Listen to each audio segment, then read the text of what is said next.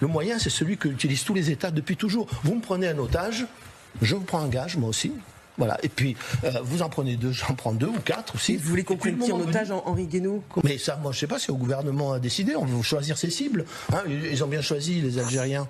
Voilà. C'est-à-dire que, alors on va me dire le droit, très bien. La seule bonne méthode, c'est de rappeler quand même qu'au-dessus du droit, il y a la raison d'État. Si on admet, Charles Malka le disait très bien, si vous admettez ça, et on l'a parfois admis un peu trop facilement, ça veut dire que vous êtes à la merci de tous les maîtres chanteurs de toutes les dictatures du monde qui vont prendre vos citoyens en otage chaque fois que ça les arrange pour faire pression sur donc vous répondez à la question que je vous posais. Est-ce qu'il y a une autre alternative à la diplomatie? Vous répondez oui.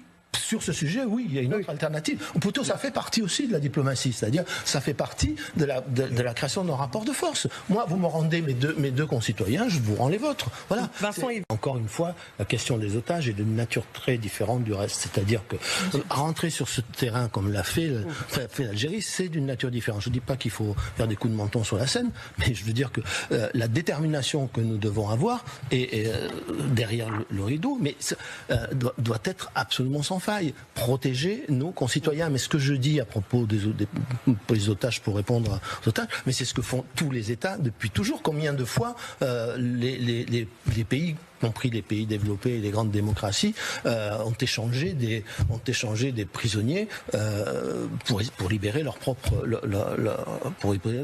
concitoyens. Enfin.